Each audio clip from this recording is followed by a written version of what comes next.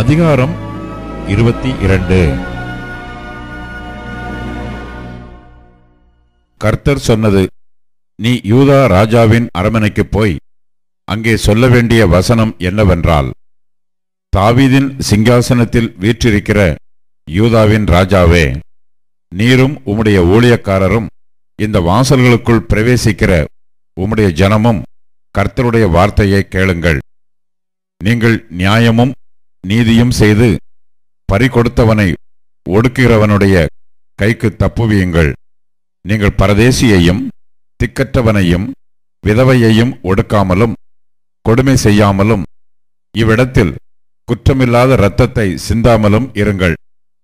இந்த வார்த்தையின்படியே நீங்கள் மெய்யாய் செய்வீர்களாகில், தாவீதின் சிங்காசனத்தில் உட்கார்ந்திருக்கிற ராஜாக்கள் இரதங்கள் மேலும் குதிரைகள் மேலும் ஏறி அவனும் அவன் ஊழியக்காரரும் அவன் ஜனமுமாக இந்த அரமனை வாசல்களின் வழியாய் உட்பிரவேசிப்பார்கள் என்று கர்த்தர் சொல்லுகிறார். நீங்கள் இந்த வார்த்தைகளை கேளாமல் போனீர்களேயாகில் இந்த அரமனை பாழாய்ப்போம் என்று என் பேரில் ஆணையிட்டேன் என்று கர்த்தர் சொல்லுகிறார். யூதா ராஜாவின் அரமனையை குறித்து கர்த்தர், நீ எனக்கு கீலேயாத்தைப் போலவும் லீபனோனின் கொடுமுடியைப் போலவும் இருக்கிறாய். ஆனாலும் மெய்யாகவே நான் உன்னை வனாந்தரத்தைப் போலவும் குடியில்லாத பட்டணங்களைப் போலவும் ஆக்கிவிடுவேன்.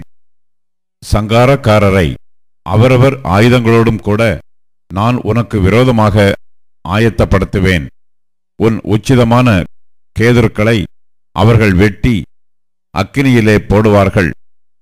அநேகம் ஜாதிகள் இந்த நகரத்தை கடந்து வந்து அவனவன் தன் தன் அயலானை நோக்கி, இந்த பெரிய நகரத்துக்கு கர்த்தர் இப்படி செய்தது என்ன என்று கேட்பார்கள்.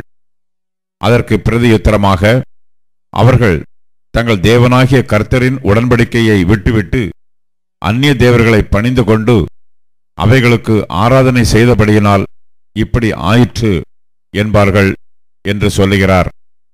மரித்தவனுக்காக அழ வேண்டாம், அவனுக்காக பரிதபிக்கவும் வேண்டாம். சிறைப்பட்டு போனவனுக்காகவே அழுங்கள். அவன் இனி திரும்பி வருவதுமில்லை, தன் ஜனன பூமியை காண்பதுமில்லை. தன் தகப்பனாகிய யோசியாவின் பட்டத்துக்கு வந்து அரசாண்டு இவ்விடத்திலிருந்து புறப்பட்டு போன யூதாவின் ராஜாவாய் இருந்த யோசியாவின் குமாரனாகிய சல்லூமை குறித்து, அவன் இனி இங்கே திரும்ப வராமல் தான் கொண்டு போகப்பட்ட ஸ்தலத்திலே மரிப்பான். இந்த தேசத்தை அவன் இனி காண்பதில்லை என்று கர்த்தர் சொல்லுகிறார். தனக்கு விஸ்தாரமான வீட்டையும் காற்று வீசும் விசாலமான மேலறைகளையும் கட்டுவேன் என்று சொல்லி பலகணிகளை தனக்கு திறந்து கேதுரு பலகைகளை வைத்து ஜாதலிங்க வருணம் பூசி அநீதியினாலே தன் வீட்டையும் அநியாயத்தினாலே தன் மேலறைகளையும் கட்டி தன் அயலான் செய்யும் வேலைக்கு கூலி கொடாமல் அவனை சும்மா வேலை கொள்ளுகிறவனுக்கு ஐயோ! நீ கேதுருமர மாளிகைகளில் உலாவுகிறபடியினாலே ராஜாவாயிருப்பாயோ? உன் தகப்பன் போஜனபானம் பண்ணி நியாயமும் நீதியும் செய்தபோது அவன் சுகமாய் வாழ்ந்திருக்கவில்லையோ? அவன் சிறுமையும் எளிமையுமானவனுடைய நியாயத்தை விசாரித்தான், அப்பொழுது சுகமாய் வாழ்ந்தான். அப்படி செய்வதல்லவோ என்னை அறிகிற அறிவு என்று கர்த்தர் சொல்லுகிறார். உன் கண்களும் உன் மனதுமோ வென்றால் தற்பொழிவின் மேலும் குற்றமில்லாத இரத்தத்தை சிந்துவதின் மேலும் இடுக்கமும் நொறுக்குதலும் செய்வதன் மேலுமே அல்லாமல் வேறொன்றின் மேலும் வைக்கப்படவில்லை. ஆகையால் கர்த்தர் யோசியாவின் குமாரனாகிய யோயாக்கீம் என்கிற யூதாவின் ராஜாவை குறித்து, ஐயோ என் சகோதரனே, ஐயோ சகோதரியே என்று அவனுக்காக புலம்புவதில்லை.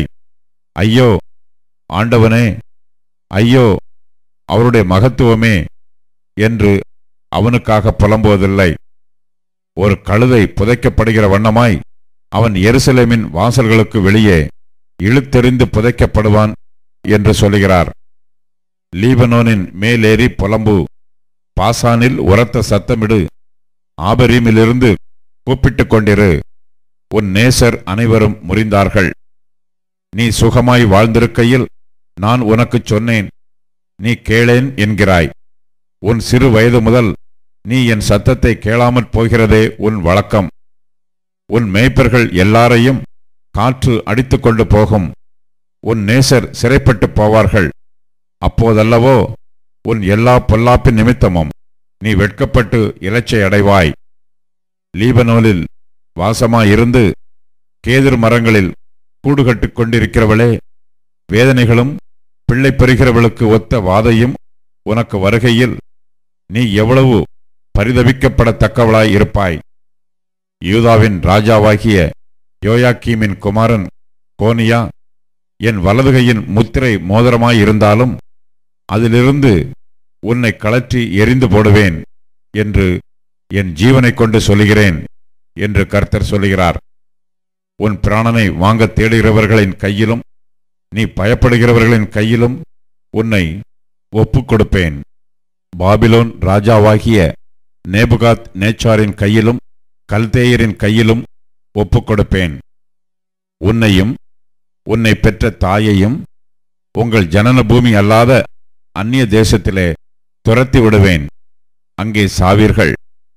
திரும்புவதற்கு தங்கள் ஆத்துமா வாஞ்சிக்கும் தேசத்துக்கு அவர்கள் திரும்பி வருவதில்லை.